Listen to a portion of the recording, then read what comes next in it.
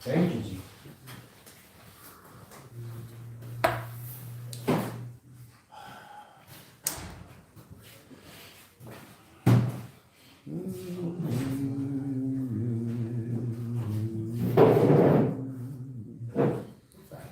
Today's a very powerful chittis, very famous Chassidus word. It says in today's short little chittis, the Chumash, it says Pada Hikriv. You should say Pada Karav, and he came close. Why Hikriv? Hikriv means like to sacrifice or to bring close. So Chazal say, Shehikriv es libam shel Yisrael avim sheb'shamayim. That Paro brought close the hearts of the Jewish people to their Father in heaven. So simple pshat in the Medrash is that they were afraid. They were afraid, so they started to daven to HaKadosh Baruch Hu because they saw this army approaching them. But I think it's the Rav Misadi Gora. It's a very, very famous Chassidus Shavot, Shaykh to Yud Shvat. Should have said it last night. You see? Yeah. That Paro Hikriv, Paro brings them close to their Father in heaven. Bechinas Parar is the one who wants you to think that you can have a relationship with the Eibishter without Moshe Rabbeinu. It's like an amazing shot from that. Right? That was the Sadi Gora Rav. He said, so Parar wants to keep the Yidden from serving the Eibishter to the fullest extent that they can. So he wants them to think that they can have their own personal relationship with the Eibishter without any assistance from Moshe Rabbeinu.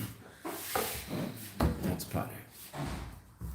It doesn't mean we don't have our own personal relationship. We do, but We didn't read Be'etata. It's He didn't read that. Paro. He would have known better. Paro didn't. There's a lot of things Paro didn't learn. Okay, now maybe everybody knows this. If you know it, that I apologize, but it's all right. It's always good to go over and hug him on Shabbos. And so it's actually nice that we're finishing this one. We're finishing it on Shabbos, so there's a minhag in Yud Shvat to say over the whole mimer that we just finished, that we're going to finish today. Right? So usually after Marav we say the first part, after Shachos the second and third part, and after Mincha the fourth and fifth part of the mimer that we're doing. Yeah, you can also do 1, 2, 3, 4, 5. You can do whatever you want. You just have it's the 5 divided up into 3 gives you a few gives you room for creativity. So that will happen. I generally Rabbi Kaplan is in charge of who does what. So he might come up and ask you to do that. So if he does, say yes. Not 5 parts, 1 part. That's what happens on Yud Shvat in Lubavitch shuls all over the world. So it's Hashgacha Pratis that we're finishing today. So we're ready for Shabbos to see a chazar of the whole mimer that we learned. Is it Chazara on Shabbos, all in Yiddish, I'm guessing? No. I don't know. Here it'll be in English. It'll all be in English here. Right. You tired now? No? Are you? I mean, Oh, always, to be young again. always tired. Right, okay. Josh will be here. This experiment was How do you know? I saw him on my way back. I'll take all these guys that schlepped to the mikveh. There's no mikveh here. A little Mesiras Nefesh for the mikveh now. Baruch Hashem. Okay. The last thing we saw in the Maimer, was the Rebbe explaining the meaning of Nevuah. Right? And the Navi, in order to appreciate the idea of Shtus, what's Shtus to Kedusha? Shtus to Kedusha is reaching a level L'mayla mitam v'das, beyond intellect. Right? Shtus to Klipa, which we learned about at great length in Eis Gimel and Dalet, so that's acting in a way that is silly, folly, idiotic. Right? Meaning it's not a reasonable way to act based on your objective understanding of reality. This way you're acting is contradicting that. Right? And that's the Aveira. But there's also a level that's beyond intellect. It connects you to Kadosh Baruch Hu in a way that intellect can't, because intellect obviously is limited and can only do things that intellect can do. But your neshama has powers beyond intellect. The most important of those is emunah. Right? But Ratzon and Tainug are also beyond intellect, right? Will powers intellect, not the other way around. That doesn't mean that you can't decide that you would intellectually, that you would like to have a desire to to do something, or you would like to get pleasure from something. There are acquired pleasures, right? You know, social pressure might cause someone to decide that he likes the taste of beer or something, whatever it happens to be. Okay, but I also might like it, but the Ratzon and Tainug are beyond Seichel. So to Amunah, the three heads of the crown, Gimel, Roshim, the Keser, in Chassidus, Ratzon, Tainug, and Amunah. Those are the three different heads of the crown. Since we have a little time today, it's going to take us a full year to finish the mimer, so we can. Where have we got? Look at this. We have the whole mimer on the board here. Here, we'll put it in here in the middle. Ratzon, Tainug, Amunah, which correspond to three different names.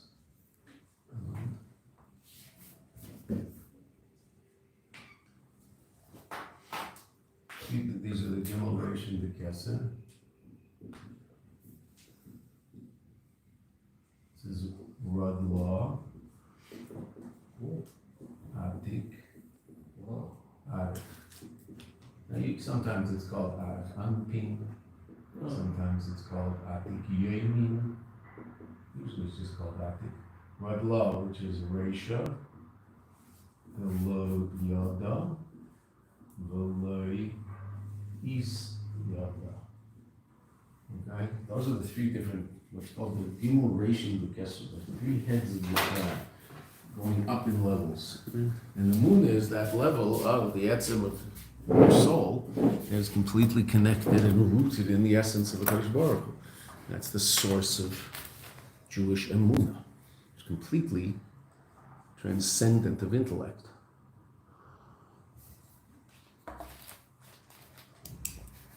We will, at some point in the relatively near future, learn a Maimer Leisim Shekela, where the Rebbe talks about Atik and Arich, which are the two sources of Keser, of Chochmah.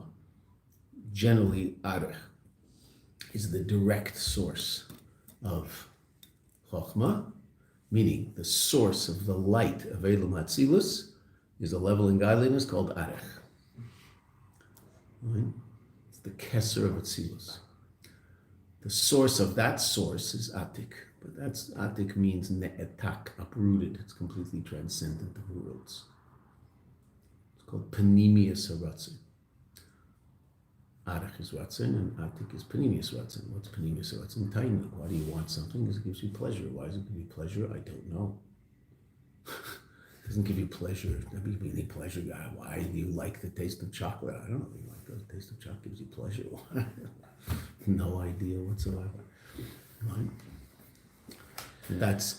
That pleasure is obviously much closer to the essence of who you really are. Some kids like peas, some kids like corn. And that's not necessary. That might be nurture, but it's often nature. So one of them will take the corn and throw it on the floor and eat the peas, and the other will take the peas and throw them on the floor and eat the corn when the mother puts corn and peas on the plate in front of them. Right? That's until they're about 15, then they stop throwing it on the floor. They develop habits because they have to go to yeshiva. Question. Yes. What is the word next to Amina? Next to Emunah, Emunah. Radlah, which is a Rashi Tevis, an acronym, Reish Daled Lamed Aleph, which is Reish de la Yada v'lo Is Yada. So I once asked a mashpia friend of mine, what is it that's not known and what is it that it doesn't know and is not known? So he said, it's that aspect of the neshama that's not sure whether it's a neshama or the Eibishter. It's so completely connected to the Eibishter that it's so. Obviously, it doesn't say I. What am I? Because if it says what am I, then it's obviously aware of I. The level of your neshama that's the lakus. Mamish, it's the Eibishter. Chelik elokam imal mamish. Thank you. Now, simple pshat is that it's just beyond das. Right? the head that's layada, it's completely beyond us, completely beyond intellect. Hey Josh, if you ever show up this late again, we're gonna have to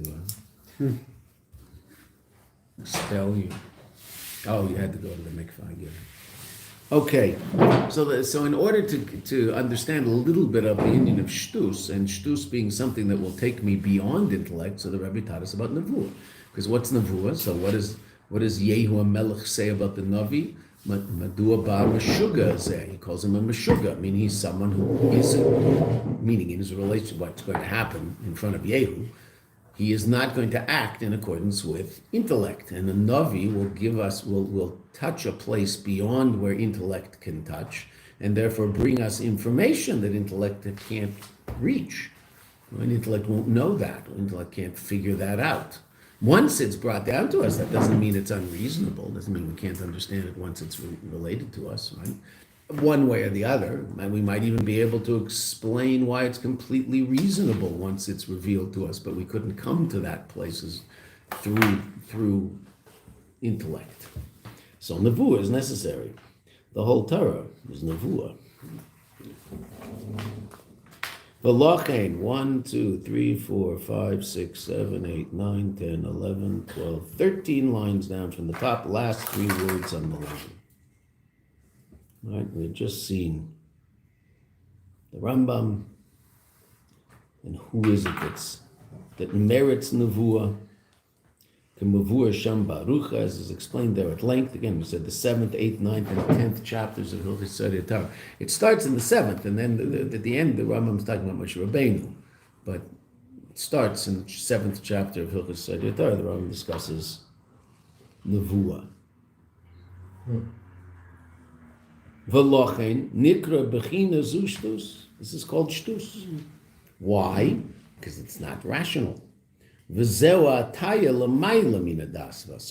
is leaning, right? We said the word shtus comes from the word to lean to one side or the other. So a shita is to have a particular position in a disagreement or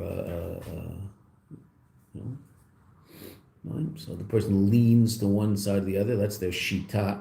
So what's this? Hataya, leaning, lamayla mina das vasaga, beyond intellect and comprehension. Liyos sha'aveda b'mishkan u'mikdash. And since the aveda in the mishkan u'mikdash, hu la'hafcha chashucha l'nahara, is to transform darkness to light. That the darkness itself will illuminate. What is the darkness? Physical reality. And that physical reality will become a kli for the revelation of HaKadosh Baruch Hu. That's the mishkan.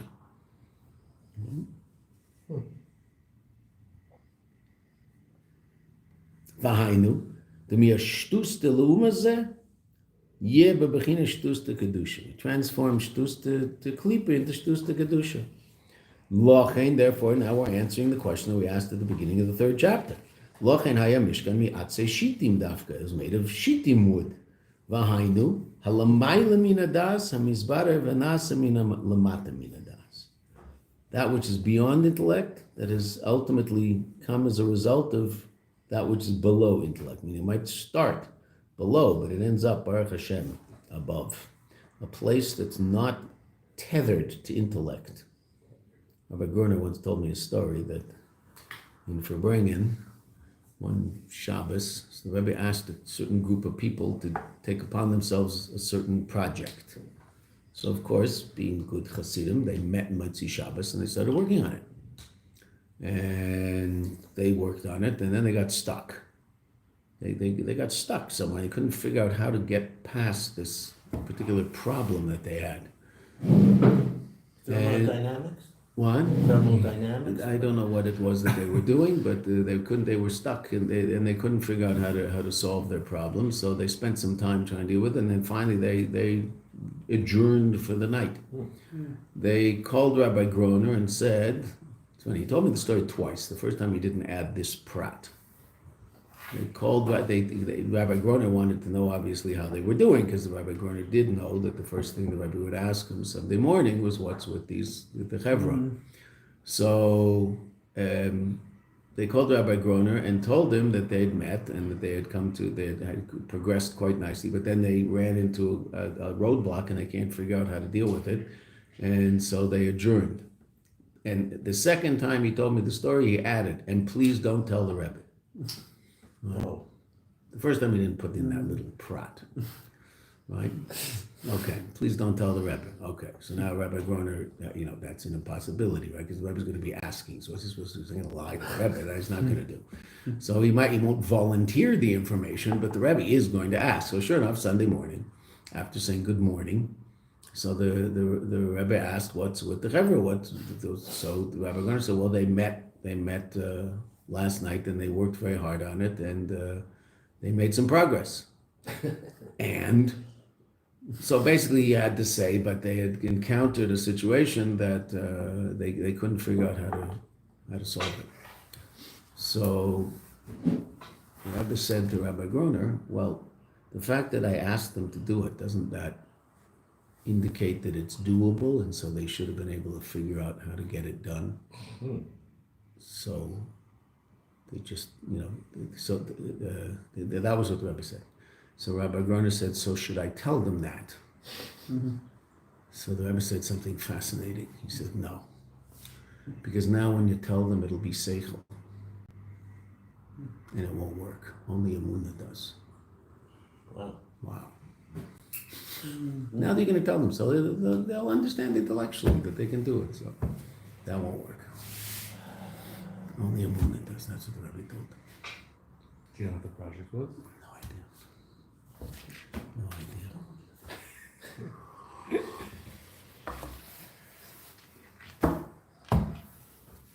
The next one you undertake for yourself. Okay. That was the project. And this is that pasuk which has been the thread through the whole mimer. Vasuli mikdash, they should make for me a mikdash, which means do those things that the Rebbe described in this mimer to bring about a consciousness of Elokus. V'shechanti b'seichem, and I will dwell in them. B'seich kol echad ve'echad, right? The pasuk doesn't say build me a mikdash and I'll dwell in it. It says they should build me a mikdash and I will dwell amongst them. So the Rebbe explained, Asu mikdash is the avodah of Hiskafi and Hishafcha and Hislavshus nefesh elokis and nefesh bahamis, and these ideas should resonate in our head by now, right? And that's how we bring about a consciousness of godly reality, that God is banging around in our head. This comes through our avodah, through his avodah of rectification. What does that mean? So we know that he works to transform darkness to light. In other words, to transform physical reality into a kli of elokus, to turn the world into a place of revealed godliness, to turn what might appear like a desert into what it truly is, which is a gan. It's a garden. Vahainu, lafeich. Now the Rebbe is going to talk about what this means, and it's just so interesting. Lafeich es elamata mina das de'olam, to take that which is below intellect of the world, in the shtus of the world, from the world. Why that's there, I don't know. That should ultimately take a Jew to a place that's beyond intellect. What's that? The Yeshnam Kamad Devarim. The Rebbe brings the simplest examples. The Yeshnam Kamad Devarim ba'adam. There are a number of things in a person's life. Shu neyeg v'oiseh, that he's accustomed to do this and does this. Why? Cain, thus. Why? V'ila zoitut velt. This is what the world does. Right? This is what the world does. And these things are like a statue. She built in mezizin, doesn't move it from its place. I mean, it's just done. This is what happens. Because that's the way the world works. It's how people act. That's what people do. Ukemei, I'll bring some examples. Kaminyan in nimus. Nimus is etiquette. Vadema, similar things. Now that doesn't mean the Rebbe is telling you should put the fork on the right just because the world puts the fork on the left. But why do we put the fork on the left? Well, Zaytut Veld, because the world puts the fork on the left. I mean, it's true, I guess. I mean, I don't know. Why is the fork on the left? Most people end up putting it in their right hand. But I guess because they'll hold it. I don't know, whatever. There's someone could explain to you rationally why the fork is on the left. But if you're teaching your children to set the table for Shabbos, You say the fork goes on the left, and they ask why. You say because it does. Just put the fork on the left. Right? I'm not interested in a philosophical discussion right now. I just want to set the table, right? And it usually goes on top of the napkin. Not always, but usually. Okay, why? Because I do felt. That's what the world does. It's no big deal. You don't have to take this and go l'maylam v'das with it and put the fork on the plate and the spoon under the plate. You just put the spoon on the right with the knife and the fork on the left. Big one, little one, salad, fish, big fork, meat, whatever. Right? Sometimes they put the soup spoon above the plate. Okay, why? I don't know. That's what the world does. It's the most important thing in the world. No, that's the way it's done. Okay. Oh, so certain aspects of that, the Rebbe says, certain aspect, not what I was necessarily talking about. A person has to transform that to a level of Mayla Mina Das. And what's that? The Rebbe says, times of eating, times of sleeping. It's not the way the world works. They are set in time. Right? Now, I think it's less now, right? Because I don't think families eat dinner together. But in the old days, so families ate dinner together. What time in America? 6. Basically 6, right? That's why that's sort of depressing, because evidently this is what they did instead of talking to each other. That's why the nightly news was at 6 and 6:30. Walter Cronkite was 6:30, but the other news, NBC and ABC, that was 6 o'clock, because they assumed that everybody would be sitting down together, right? Okay. Hopefully they're not watching the news together, they're actually having a conversation, but whatever, Azoy Tut Welt, they watch the news together. Okay, so 6 o'clock. In Europe, France, no one eats at 6 o'clock. 8 o'clock, 9 o'clock, people eat dinner in France. Walk around the streets of Paris at 8 o'clock, 9 o'clock, you'll see families, full families in restaurants eating, because they have little tiny kitchens and they all eat in restaurants, and there's I remember being in Paris about 35 years ago with a friend who knew Paris, and in those days there were probably 100 real kosher restaurants in Paris. Whoa. Not falafel and, no, because, you could probably find that also, something, fat, but no, not a fancy, but just restaurants. Why? Because people eat out. That's just what they do. They all eat out. When you walk into a French apartment and you see the size of the kitchen, you realize why they all eat out, right? Tiny little kitchen. Families with kids. It was so bizarre. Walking the streets at 9 o'clock at night, obviously Jews and non-Jews. Mostly non-Jews, it's Paris, right? The whole family sitting and eating dinner at 8:30, 9 o'clock at night in a restaurant. Right? But they're not out dining, this is dinner. They're just gonna go and they'll order something, they'll get it, and they'll go home and put the kids to bed. 9 o'clock, why? That's just what you do, okay? No one does that in America, right? It's 6 o'clock, and if the parents are eating at 8 or 9, they're not eating with the kids. The kids are asleep, they're at home with a babysitter. Why? As I did felt. That's what the world does. That's the way it goes. In this country they do it this way, in this country they do it this way. Okay. Times of sleep, 10, 11 o'clock at night, you probably stop phoning people's houses, right? Reasonable. You don't want to wake them up. They're probably not asleep at 10, but you still don't call, because if they aren't asleep, they're tired and they probably don't have the energy to talk to you anyway. So don't, unless they're family, don't call them. Now, all Chassidim are family, so you can always call a Chassid, right? A friend of mine, it's a shaliach in England, so on his WhatsApp it says, "I'm probably awake." that's his little message, which is true. He probably is. Okay, but what does the world do? The world has certain times when things are supposed to happen, right? Times to eat, times to sleep, right? And these times are, to a certain degree, immovable, right? A person's sleeping time is when it is, and a person's eating time is when it is. It says these are, you don't move it.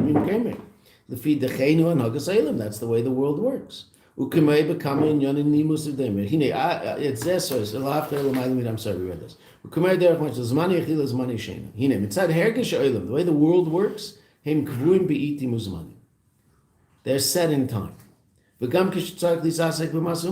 when a person's obligated to go make a living, business. Literally means to involve himself in business, but to go make a living. So generally, again, it's interesting. It's much more fluid now because of computers, right? But there's something called rush hour because everybody's moving the same direction at the same time, right? And there might be no traffic going that way, but if you're coming from Connecticut south, you're going to hit traffic. If you're going from New York north, you won't at 9 in the morning, or 8 in the morning, or 7 in the morning. But if you're coming south at 4 in the afternoon, you're also not going to be hitting any traffic. Whereas if you're going north out of New York at 4 in the afternoon, you're going to be bumper to bumper the whole way. Why? It's just the way most people act. That's when people go to work and when they go home. Why? Is there any necessity for dafka this way? No, and it's very interesting that now we see that it is a little more fluid, right? Computers, although there are people who want to get everybody back in the office, right?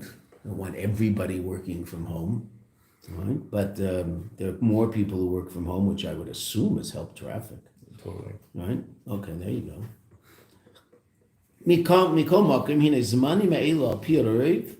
These times, generally, api rev means in the majority of situations, built-in nizozim or built-in nidochim klal v'ikr. They're immovable.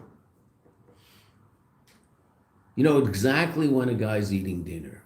The family eats dinner at the same time. My father used to walk in at 5 to 6. By 6 o'clock, we were at the table, right, eating dinner every day, right? And we were done at about 6:15. 3-course meal or 2-course, I don't know. We ate quickly. Yeah, we ate very quickly. My father would always say to my mother, "Why don't you sit and eat with us?" I always say she was busy bringing the food in and out, and by the time she brought it in, we had already finished, so it was time for the next course. And he was like, "Why aren't you sitting and eating with us?" But you can at certain times what might not have kvius. Uzmane kvius shel Torah tefillah. Right, the set times for learning Torah and davening, heim nidochim, they might be pushed off. Vein lem kevin, they don't have a set time. When do you learn Rambam every day? It's different every day. When do you eat lunch? 2 o'clock.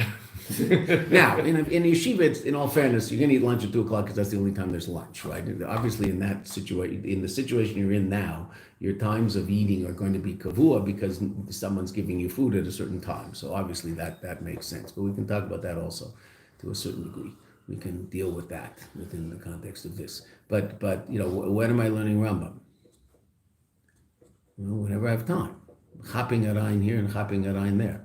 Right? Last night we were learning Rambam waiting in line in the bank and in the supermarket, right? Lubavitchers have their phone out and they're learning their third parak or their first parak or whatever they do, or they're learning the ones they didn't learn the 2 days before, right? Whatever they're doing, okay. So what makes sense? What should have a set time and what doesn't necessarily need a set time? So certainly when we daven, now usually morning, most people usually daven the same time every morning. Why? Well, that they used to, yeshiva has a time, so if they're in yeshiva, they're davening when the yeshiva davens. Okay, that makes sense. Balabatim, well, Balabatim's minyan doesn't have a starting time, it has a finishing time. They have to be in the car or on the bus or on the train at a certain time. So you work backwards from that and decide which minyan is the most reasonable minyan to go to, right? That's the way most Balabatim work, which is reasonable, okay, but it is interesting, right? Now, theoretically, it depends on my job. If I have a job where I have to clock in at a certain time every single day because I'm anything but the boss, so then I have to clock in a certain time every single day.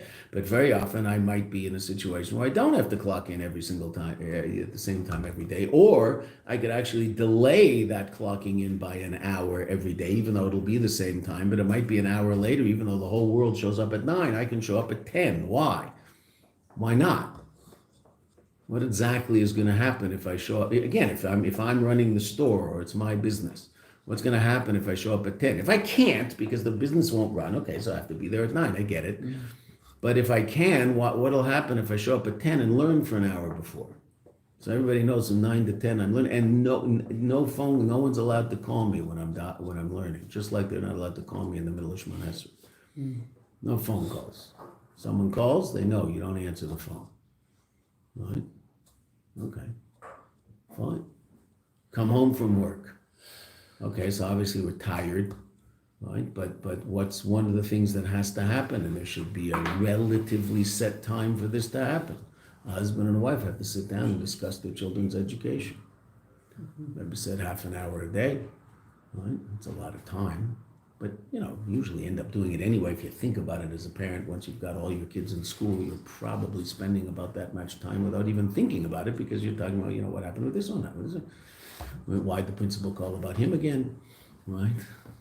Okay, what did he do this time, right? Okay, do you have the rock? Did you get the rock? Right? Did we call the guy to fix the window, or is the school taking care of? We're going to send the money, or do we have to bring the guy to fix the window? Right? Okay. Children's education, right? Okay. And part of that conversation might be, okay, is he going to pay for part of it? That's part of the education, right? Now, he doesn't have enough money to fix the window, okay, but something should probably be told that, you break windows, you have to pay for it. How much does it cost? $3. It costs $3 to fix the window. $3. It's okay, it's a lot of, and not from your Rebbe dollars. You're not using your Rebbe dollars to fix the window. It's not happening. No way. I'm keeping those. Okay. Right? So what's set in stone in terms of when it happens, and what is fluid? V'yeshem, sometimes shem nidochim. Sometimes they'll be pushed off completely. The times, obviously not the times to daven. We're going to daven 3 times a day, beseder. But might there be a day where, and obviously this happens to everybody, right? But the Rebbe is just telling us that this is shtus. And shtus to kedusha is to make sure that it never ever happens, right? Even though you can explain rationally and intellectually why it's not such a big deal, because okay, beseder, so I didn't do 3 parkim today, I'll do 6 tomorrow and I'll catch up. Okay, did you not eat yesterday? Did you eat? Yeah. So did you do your parak of Rambam or 3 parkim of Rambam or whatever it is? Well, you ate, didn't you? Well, how come you had to make sure you eat? What are you here for? To eat or to learn Rambam? So really we're here to learn Rambam. We have to eat, obviously, in order to learn Rambam. I get it. But I'm here to learn Rambam, not to eat. Eating is just a necessity, but it's not why we're here. It just is what we have to do in order to do those things that we're here for. So which is immovable and which might be more flexible? Right? So sometimes the things that are really important will be pushed off altogether. If he thinks about this. And here the Rebbe was just talking about a simple chokhmah. He's not l'maylim in a das yet. Is this reasonable to make these kind of decisions? The mihu yodea, now the Rebbe gets a little heavy. The mihu yodea ita izmanu, who knows his time? Meaning, who knows how much time he has down here in Eilam Hazeh?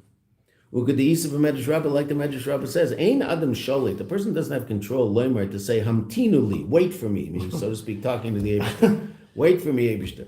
Ad she'eseh cheshboneisai, until I take care of my accountings, v'ad she'tzav elabesi, until I take care of my house, till I make my living, right? And I'm financially fine, and then I'll have time for you.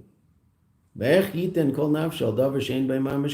he put all of his soul on something that doesn't have absolute existence? It's necessary, but it has no mamash. It's not the reason he's here. Vala ikar, on the essence, masha haisa kavona, but you read this nishmasa ilamata, which is the intention of the descent of his soul below. Shechech leGani, can completely forget about it.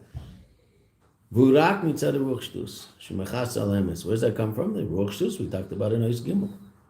So what's his avodah? To turn this on its head.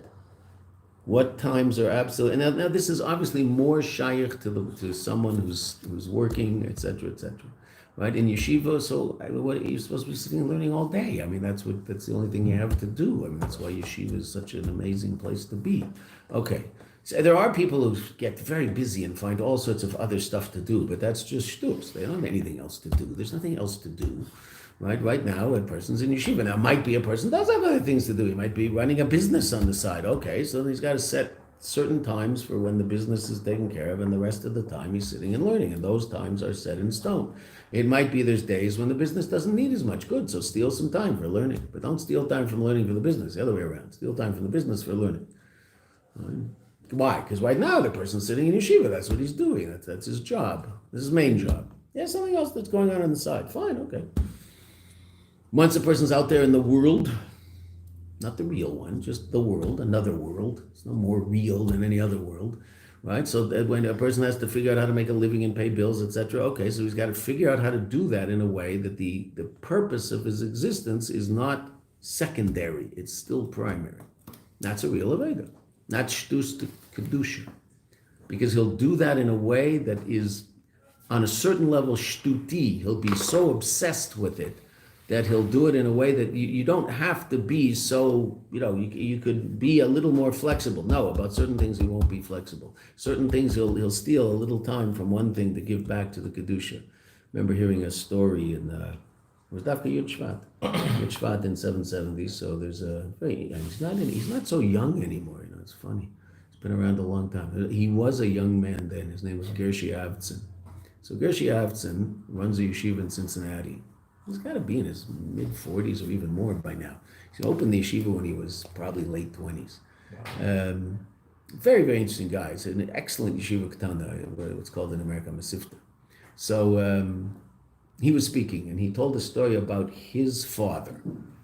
So his father at that point was 65, right? And his father came as a little kid to the Rebbe with his father when he was a little bit. So we're talking now from Gershi Avtsin's father's point of view. He came to 770 with his father as a little boy of about 10. So he was in 770 with his father. This is the story Gershi told about his father. He was in 770 with his father. Gershi's grandfather was the famous Avtsin from Detroit. They had, I think, 15, 16 children. So there's shluchim all over the Avtsins. So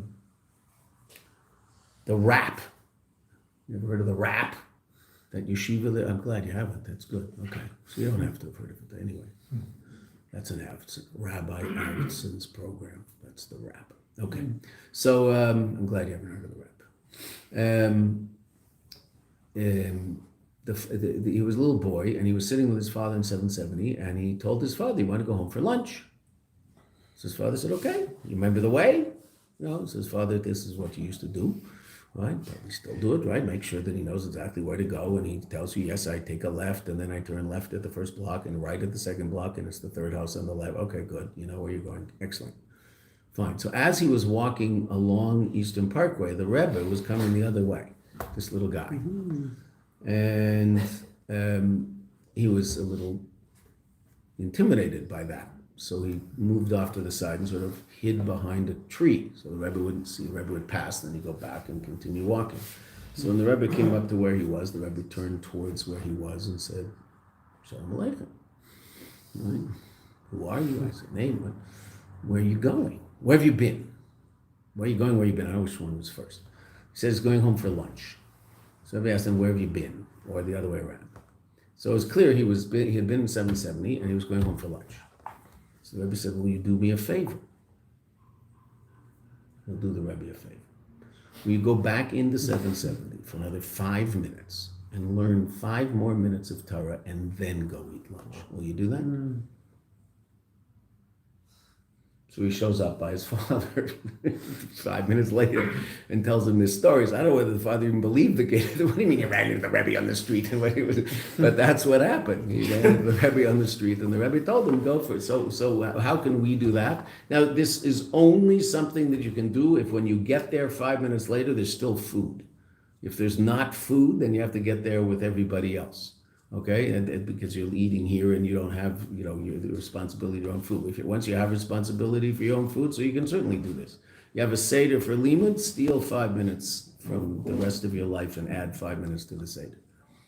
Right? Now that became what you do every day, fine, steal another 5 minutes later, 3 minutes.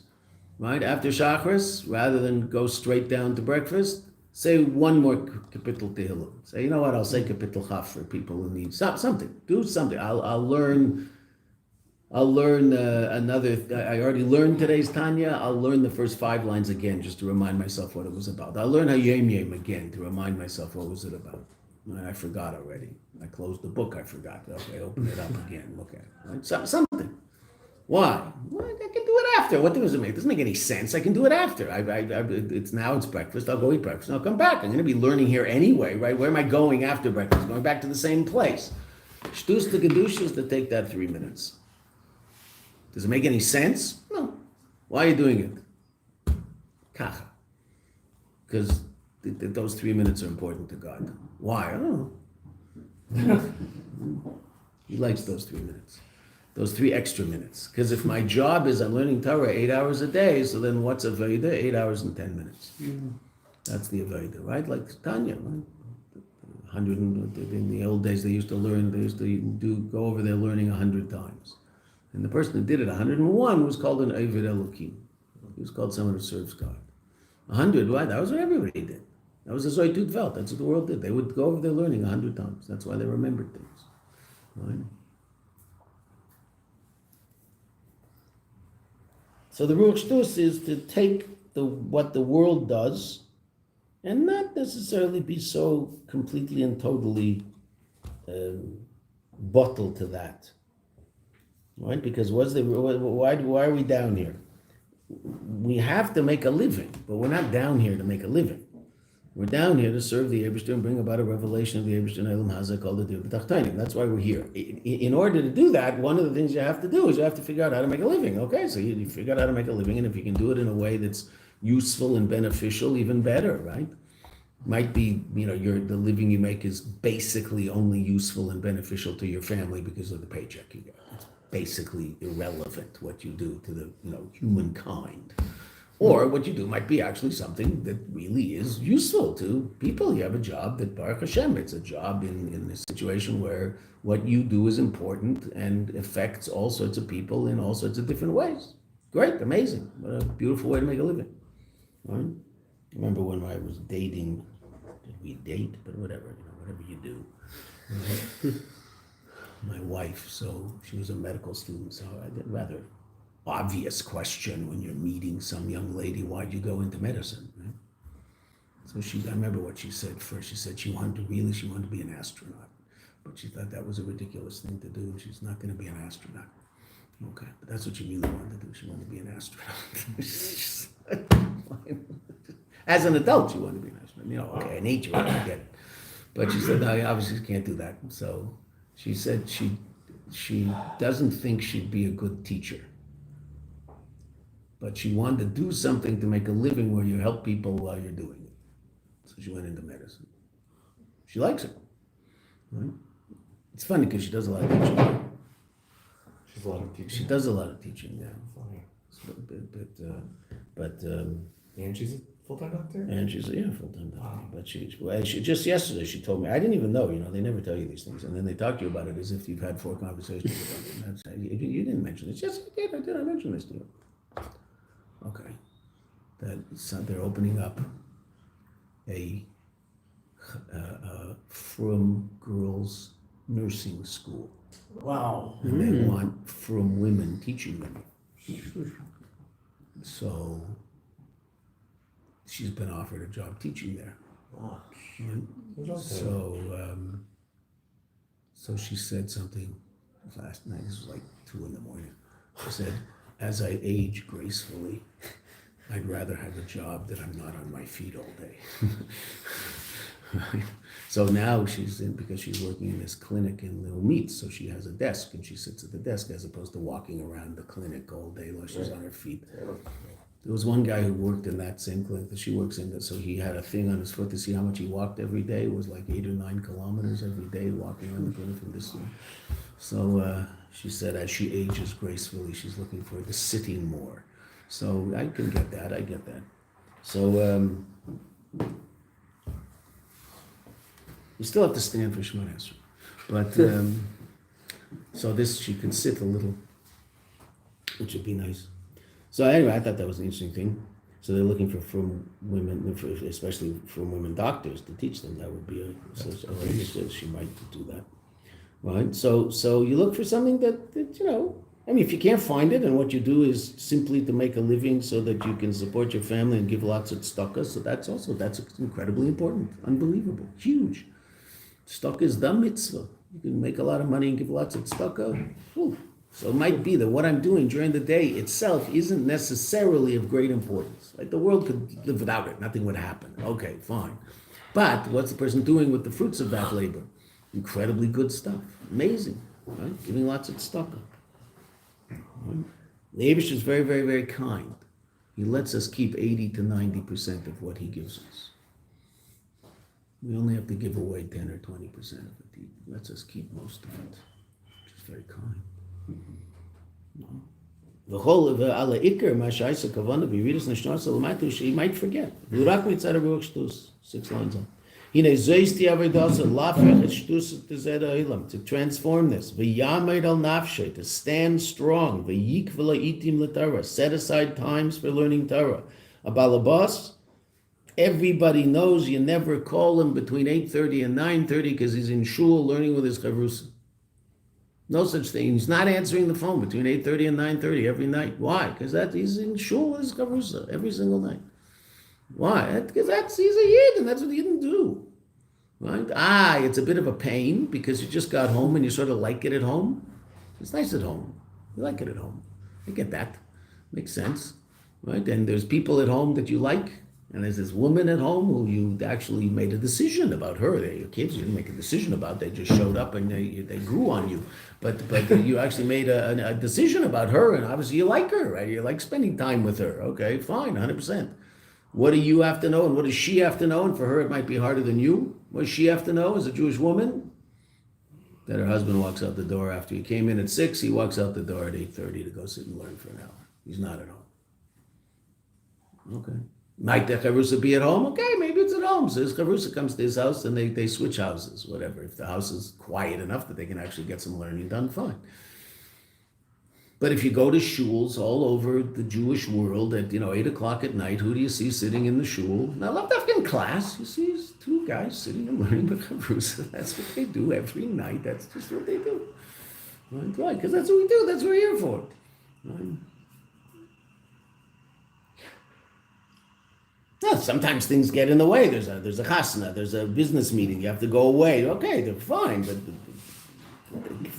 kvias itim l'Torah. Chazal talk about it all the time, and the Rebbeim talk about it all the time.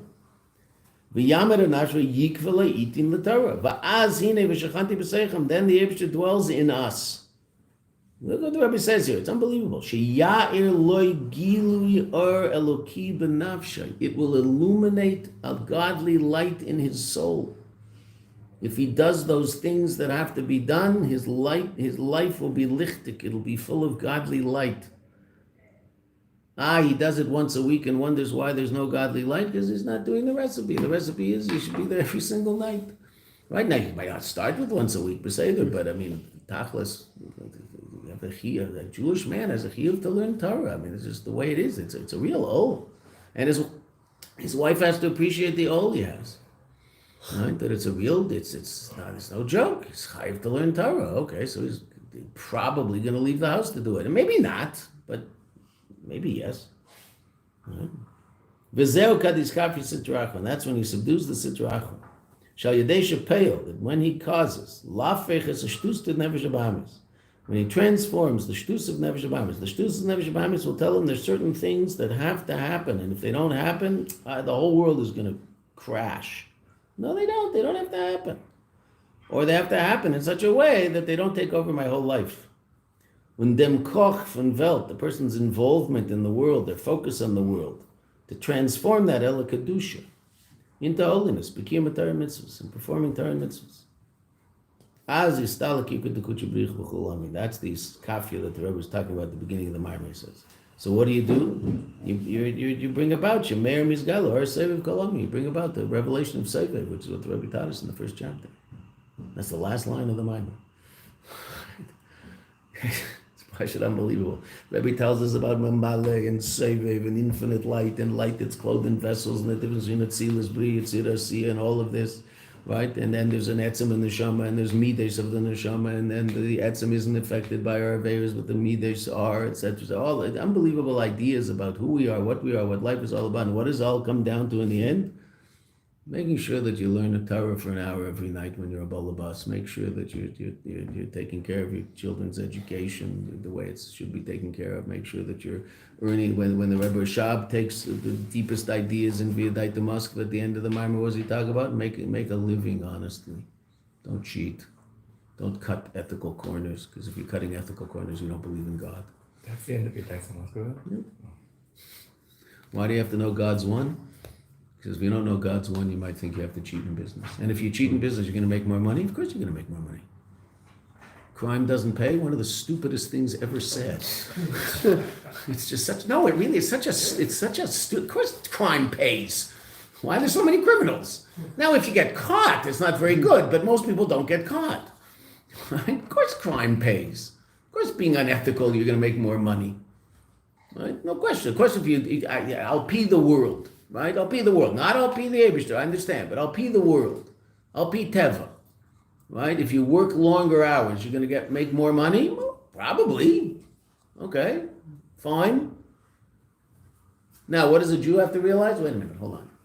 If I work 7 hours a day, I'll earn this. If I work 10 hours a day, I'll earn that, 1.5 of that, 1.3 of that, whatever. Okay, 1.5. Good. Okay, but I need the 1.5. So I better work 10 hours a day.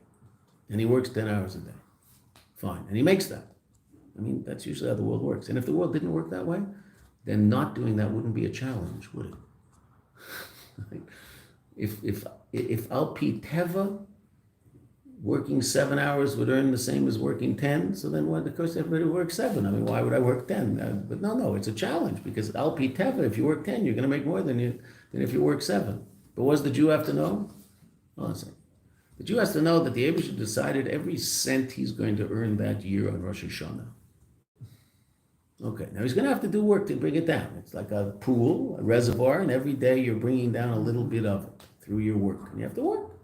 Okay.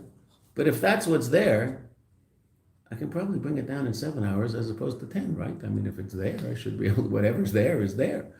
Right? So I working in that extra 3 hours a day, which means I don't see my kids before they go to sleep, because that is those 3 hours. That's what they are. Right? So then who says it's going to work? If I stop after 7, I'll probably make the same, because the Eibusher already decided what I make, and I just have to make the kli for it. And the kli, if it's a 7-hour kli, because I want to be with my children, be with my wife, and go out and sit and learn Torah, so the Eibusher is going to make sure that bracha comes down in 7 hours, just like it would in 10. Without that, so it'll take me 10. Fine. The shtus to gedush is to do it in 7, right? Which doesn't make sense, but it works. How? I don't know. The Eibusher runs the world. Right? And the biggest challenge, there's no question, the biggest challenge in the world is figuring out how to make a living. There's absolutely no question. Right? That takes up a lot of time and a lot of energy. More than marriage? Well, to a certain degree, yes, because in all fairness, part of the difficulty or ease, relatively, of marriage might have to do with the difficulty or ease with which one makes a living. I mean, if the finances are relatively orderly, so then that definitely lessens the pressure on the marriage, because not having money adds pressure to the marriage. There's no question about that. Right? It's just more difficult. That's pressure to people's lives, right? Okay. So what does that mean? That therefore I have to work more in order to alleviate that pressure? No, I have to not necessarily. Maybe yes, but not necessarily. It might very well be that I have to learn how to not allow that pressure to really pressure me, and realize that this is what the Eibusher wants, and there are certain things I'm going to do. Baruch Hashem, certain things are taken care of. There might be certain things I'm not going to be able to do because I'm not in the financial bracket to do that. Okay, fine. So evidently I can bring Mashiach where I am, as opposed to if I had another, $10,000 a month, a year, or whatever. Right?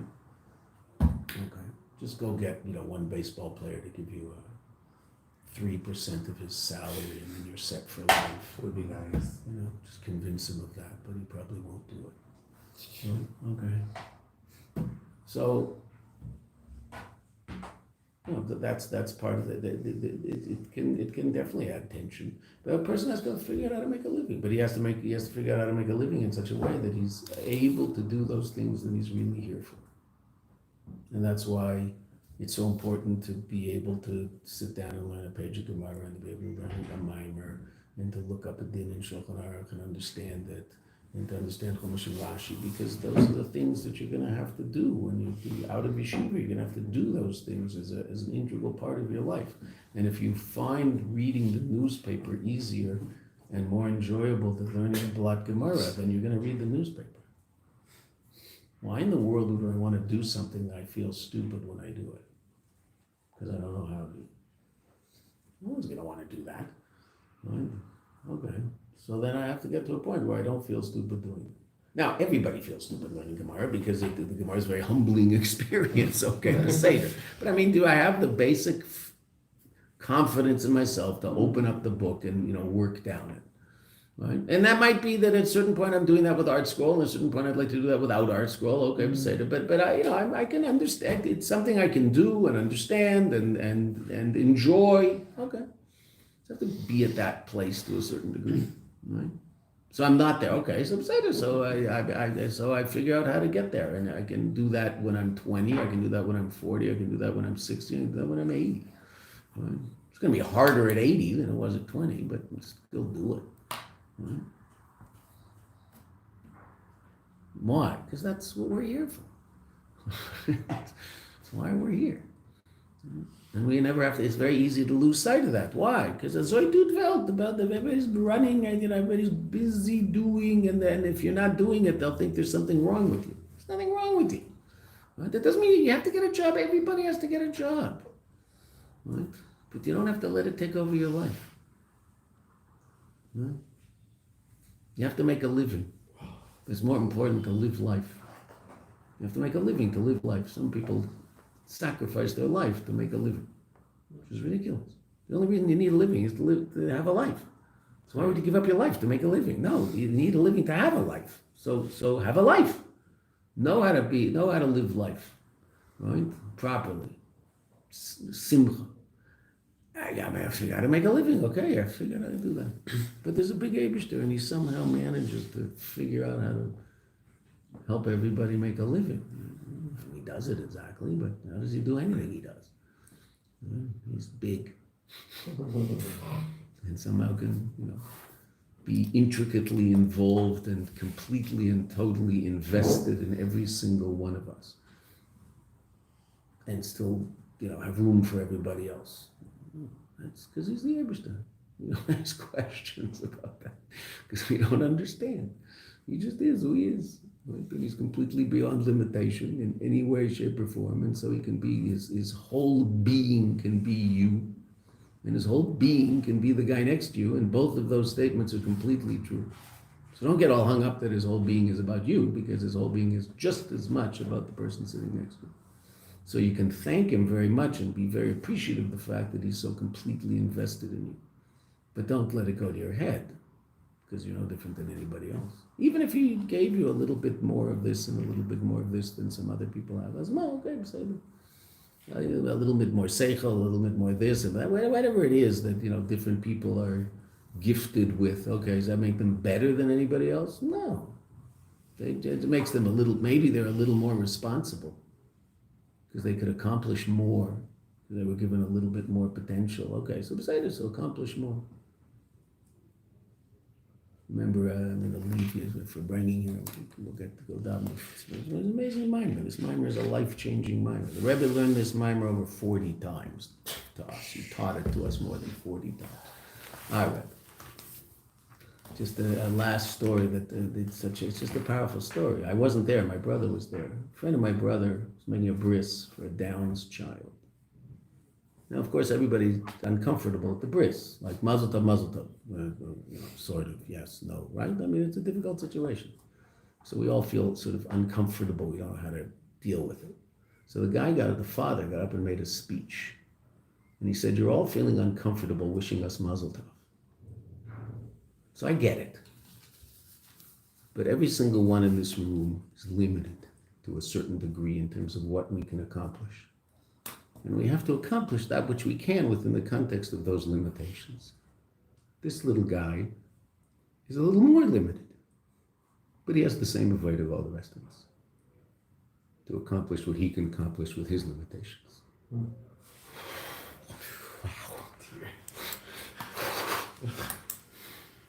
Wow.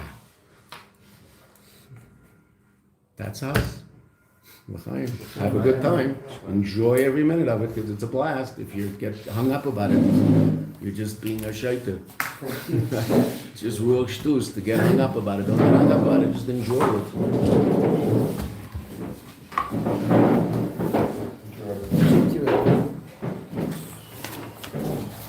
Thank you.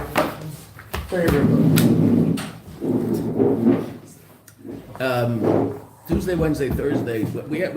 I'm leaving next Wednesday. I won't be here next Wednesday. I also won't be here Sunday. I don't know whether there's going to be Shir Chassidus Sunday after. It depends on what happens Shabbos Yud Shvat. I hope Shabbos Yud Shvat is a Farbrengen that keeps going until 10 o'clock at night. That's what I hope. I'm not going to be here, but I just Saturday night? Yeah, I hope it's a Farbrengen. Yud Shvat is huge. Saturday night sounds early. It's Yud Tes Kislev on steroids. So I hope that. So I don't know what's going to happen. There will be a shir. Mendel will be teaching. Mendel Sarabransky will teach a one-off. He'll probably do some piece in Yud Aleph, Tafshin Yud Aleph. It's Yud Aleph Shvat, which is the day the Rebbe became Rebbe. That's Sunday. So Mendel Sarabra, I won't be here because I'm going away. I'm going out of the country for Shabbos. I'm flying back early Sunday morning. So Milan? What? Milan? You going? No, I'm going to Manchester. Oh, they got you. Yeah, Baruch Hashem. So I get back at 4 in the afternoon, so I won't be here Sunday morning. But that means our Gemara Shir, we'll talk about it. We're going to have review. We're not going to have a review on Thursday. We'll have a short Shir on Thursday, and we'll do a review on Sunday. I still figure what I'm not sure yet what we're going to do. We're talking about 3, 4, 5 shirim that we have before I go away, and then Mendel Sobransky will teach for 2 weeks. Then I'll come back and we'll start a longer project. But we'll only have a month before Pesach, that longer project. So to figure out what that project is.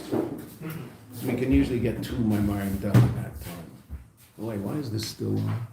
So stupid. So I'm just not.